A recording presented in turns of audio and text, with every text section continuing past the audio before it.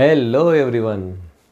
I welcome all the teaching and learning community to my channel Jeel English.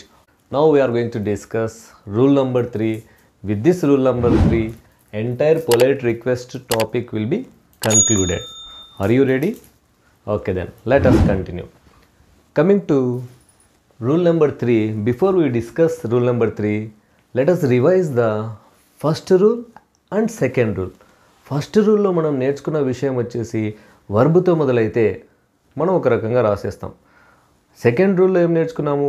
WH వర్డ్తో మొదలైతే రెండు రకాలుగా నేర్చుకున్నాం. ఇప్పుడు థర్డ్ రూల్లో సెంటెన్స్ ఏ విధంగా మొదలవుతుంది అని తెలుసుకుందాం. థర్డ్ రూల్ వచ్చేసి సెంటెన్స్లో I want to or I have టుతో సెంటెన్స్ మొదలవుతుంది, ఒక స్టేట్మెంట్ మొదలవుతుంది.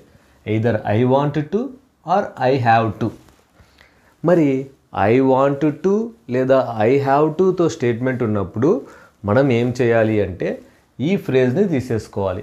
Could you please allow me, could you please allow me అనే ఫ్రేజ్ తీసుకోవాలి. బాగా గుర్తుంచుకోండి, ఐ వాంట్ టు లేదా ఐ హ్యావ్ టుతో స్టేట్మెంట్ మొదలవుతే మనం తీసుకోవాల్సిన ఫ్రేజ్ వచ్చేసి could you please allow me.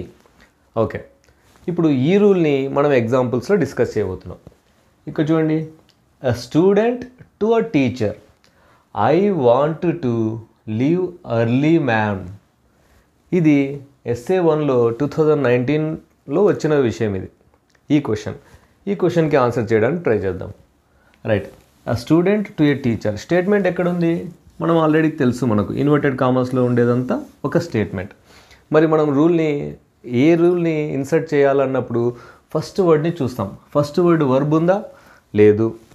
WH word ఉందా? లేదు. ఇంకా నెక్స్ట్ చూస్తున్నాం ఐ వాంట్ టు. మరి ఐ వాంట్ టు అనే వర్డింగ్ ఉన్నప్పుడు మనం తీసుకోవాల్సిన ఆన్సర్ స్టార్టింగ్ ఫ్రేజ్ వచ్చేసి could you please allow me. Right, could you please allow me తీసుకుంటాం. Could you please allow me. తరువాత చాలా ఇంపార్టెంట్ విషయం మీరు గుర్తుంచుకోవాలి. ఇక్కడ I want to, I have to అని టు ఉంది. అంటే మీరు ఆన్సర్లో సెకండ్ పార్ట్ TO2 అనే ప్రిపోజిషన్తో మొదలవుతుంది. ఫస్ట్ పార్ట్ వచ్చేసి ఇది రాసేసాం, ఫ్రేజ్ సెలెక్ట్ చేసి రాసేసాం. రిమైనింగ్ పార్ట్ వచ్చేసి TO2 అనే ప్రిపోజిషన్ నుంచి కంటిన్యూ చేయాలి. ఇప్పుడు మనకి ఇక్కడ TO2 అనే ప్రిపోజిషన్ ఎక్కడుంది? ఇక్కడ ఉంది.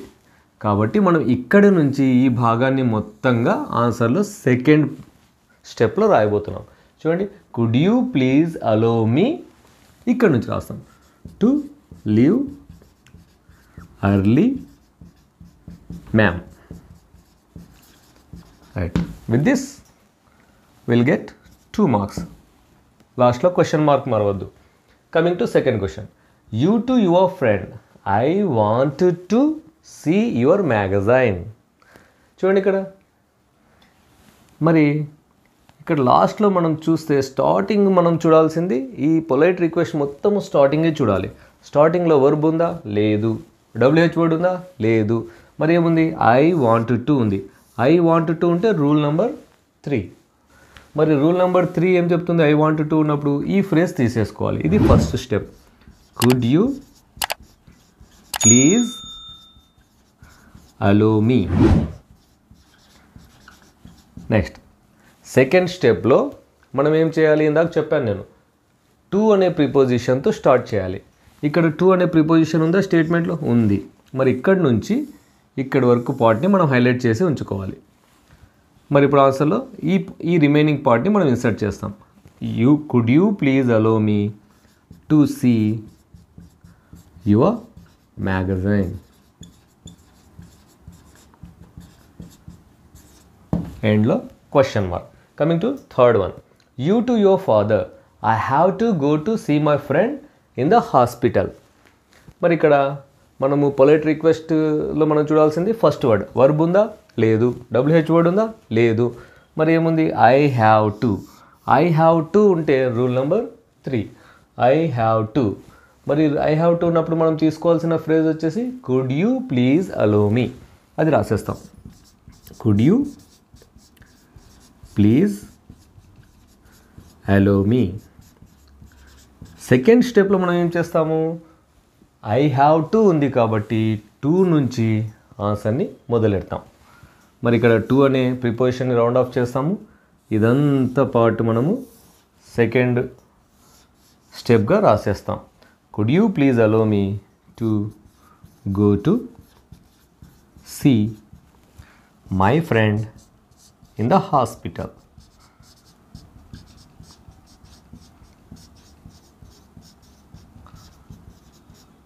చివరన క్వశ్చన్ మార్క్.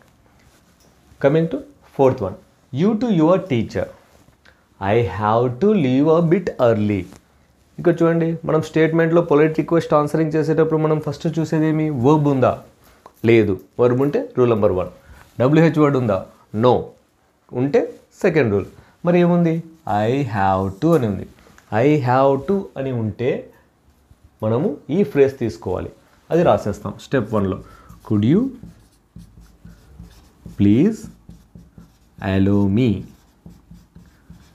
రాసాక నెక్స్ట్ ఏం చేస్తాను నేను, ఐ హ్యావ్ టు ఉన్నప్పుడు ఆన్సర్ టు నుంచి మొదలవ్వాలి second part.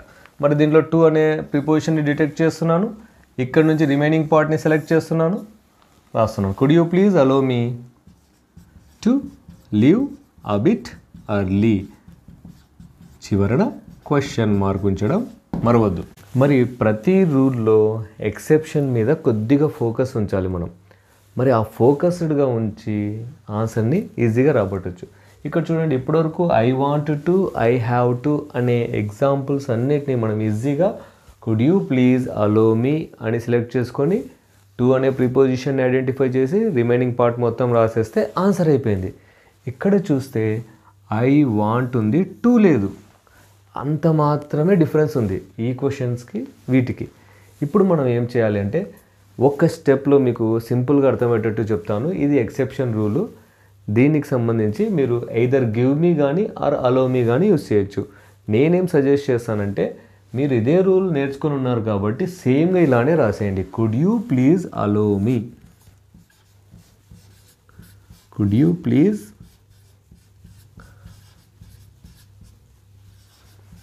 Allow me.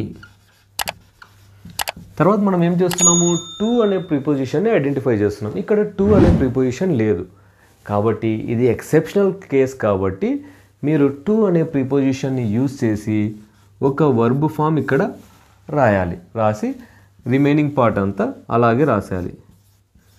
Your scooty. ఇక్కడ చూడండి, సేమ్ రాసాం మనం. ఇప్పుడు రూల్కి ఎక్సెప్షన్ అయినా కూడా మనం అదే విధంగా రాయడం జరిగింది. మరి ఎక్సెప్షన్ కేసు అయినా కూడా అదే విధంగా రాసాము. ఇక్కడ ఏం చేసామంటే, ఇక్కడ వర్బ్ అనేది మిస్ అయింది. ఆ వర్బ్ని మనం ఒక్క వర్బ్ని యూజ్ చేయగలిగితే ఇది ఆన్సర్ సరిపోతుంది. Could you please allow me to dash your scooty అంటే ఇక్కడ ఒక వర్బ్ని మనం యూజ్ చేయగలిగితే సరిపోతుంది. టు యూజ్ అని రాస్తే సరిపోతుంది. అంటే ఇదొక్క పార్ట్ని మనము ఓన్గా ఫ్రేమ్ చేయాల్సి ఉంటుంది ఇటువంటి ఎక్సెప్షనల్ కేసెస్లో. Could you please allow me, to లేదు, వర్బ్ లేదు కాబట్టి టు యూజ్ అనే వర్బ్, టు ప్రిపోజిషన్ ఒక యూజ్ అనే వర్బ్ని తీసుకుంటే మనకు మీనింగ్ కరెక్ట్గా వచ్చింది. ఇది టైప్ 1. సార్ మేము ఇలా కొత్త వర్డింగ్ని రాయలేము అన్నప్పుడు రెండవ సెన్స్లో గివ్ మీ అనే వర్డింగ్ తీసుకోవచ్చు. చూడండి, could you please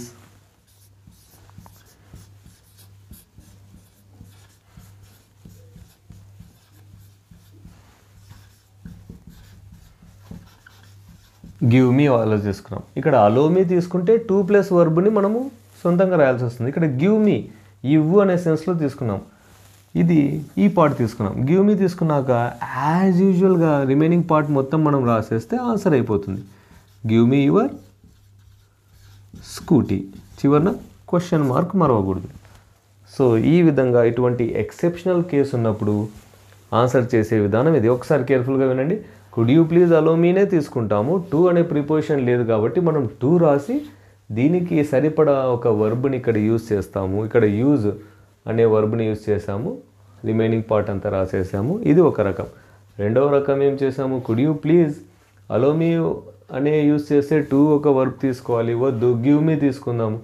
give me remaining part రాసేస్తే ఆన్సర్ అయిపోయింది. మీకు ఈ రెండిట్లో ఏది ఈజీగా అనిపిస్తే అది చేయండి. ఇంకొక ఇంపార్టెంట్ విషయం ఏమంటే, ఇప్పటివరకు ఇది పబ్లిక్ ఎగ్జామినేషన్లో ఎక్కువగా అడిగిన విషయం అయితే కాదు. ఓన్లీ సమ్మేటివ్లో ఒకసారి అడిగినారు.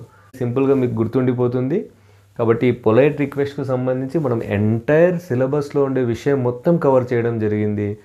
రూల్ నెంబర్ 1లో ఎలా ఉండాలి, రూల్ నెంబర్ 2ని ఎలా అప్లికబుల్ చేయాలి, రూల్ నెంబర్ 3ని ఎలా అప్లికబుల్ చేయాలి, అంత డీటెయిల్గా మీ ముందు ఉంచాను. ఒక్కసారి 3 వీడియోస్ని థరోగా మీరు వాచ్ చేసి మెమొరైజ్ చేసుకోగలిగితే 2 on 2 మార్క్స్ సాధించడం ఎటువంటి డిఫికల్టీ ఉండదు. మరి ఈ వీడియో మీకు నచ్చింది కదా? నచ్చితే ఏం చేయాలి? లైక్ చేయాలి. ఏం చేయాలి? షేర్ చేయాలి. ఏం చేయాలి? సబ్స్క్రైబ్ చేయాలి. Zeal English. Thanks for watching. We'll meet with another useful video. Till then, take care. Bye.